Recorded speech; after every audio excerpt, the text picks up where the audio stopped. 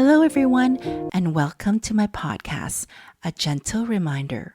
My name is Jo, and in this podcast, I will be sharing with you some life lessons.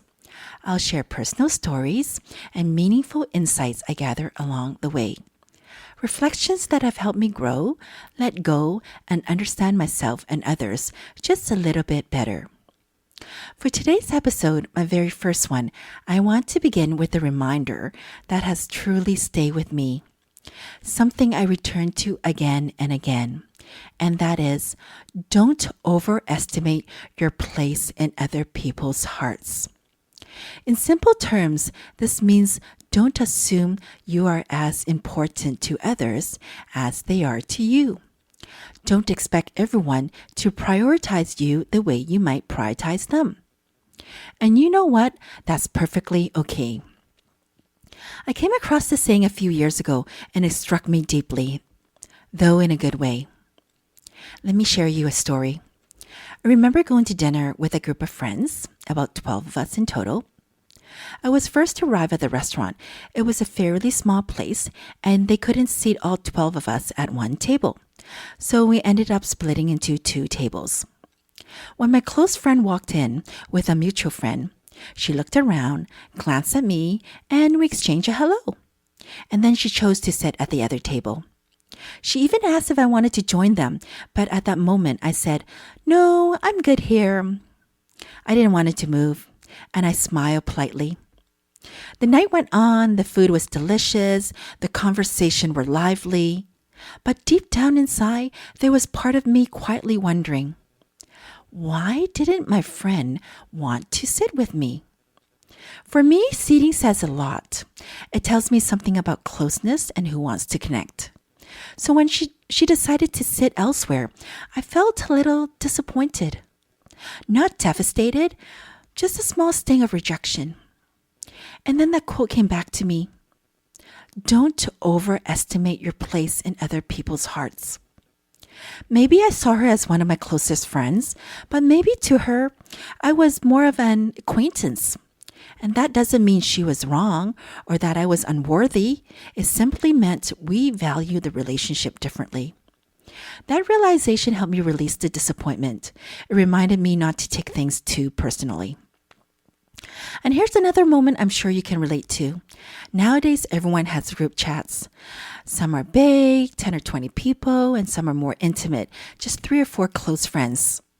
So every now and then, when I feel excited or connected, I like to share a little piece of my life with my friends.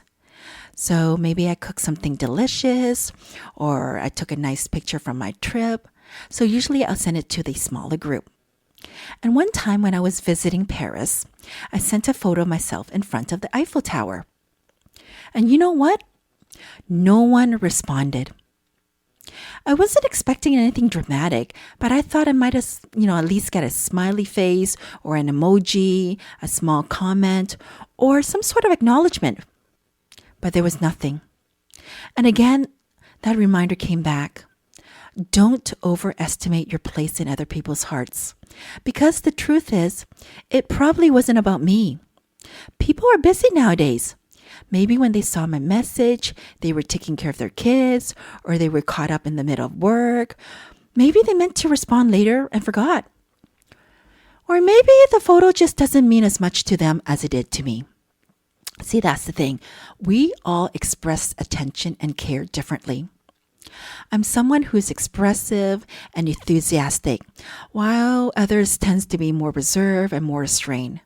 So learning to accept the difference without bitterness has helped me grow. And here's another example. Imagine bumping into an old friend at a supermarket or a cafe. Someone that you haven't seen for more than a decade. Someone that you used to be very close to. You hug, you catch up, you reminisce about the past. You exchange phone numbers and you say, "Hey, let's catch up sometime." And in that moment, you really mean it. But here's the truth. That someday never comes. Weeks pass, months pass, and neither of us reaches out. That phone number just sits in the phone, untouched. I used to feel hurt by things like that.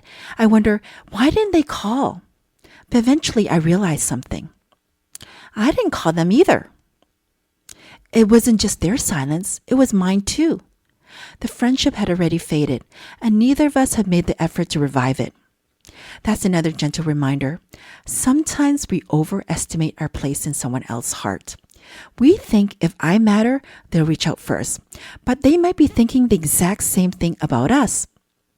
And that's okay. Not every bond is meant to last forever. Here's the truth I come to understand about myself. I used to carry a lot of emotions like this. I'm someone who cares deeply. I'm proactive. I pour a lot of energy into people and relationships. So when my energy isn't reciprocated, I can't help but feel disappointed. But I come to understand, not everyone is wired the same way. Some people are naturally more emotionally reserved. They don't invest as deeply. And because of that, they're less likely to feel the same kind of letdown that I do. And honestly, that's completely okay.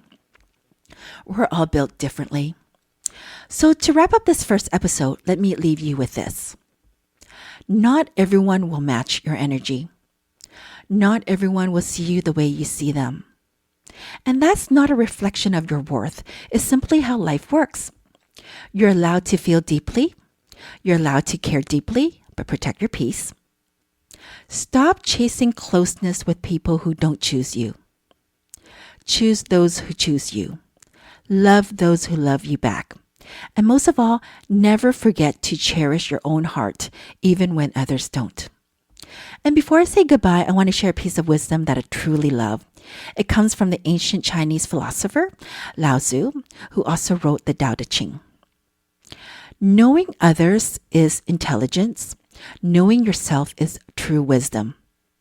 I love this quote because it's so profoundly true. We spend so much of our lives trying to figure out others, what they think of us, how much they value us, whether they care as much as we do. And yes, understanding others takes intelligence. But Lao Tzu reminds us that the deeper wisdom is in knowing yourself. When you know your heart, your own values, your own worth, you don't need to overestimate your place in someone else's heart because you already stand secure in your own. That's the wisdom I hope stays with you. Intelligence looks outward, but wisdom looks inward. Thank you so much for being here with me. This is just the beginning of a gentle reminder. Every story I share here is true.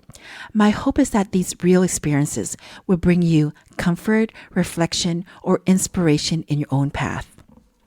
And if this episode resonates with you, please share with someone who might need the same gentle reminder. Until next time, take care of yourself and be gentle. Bye for now.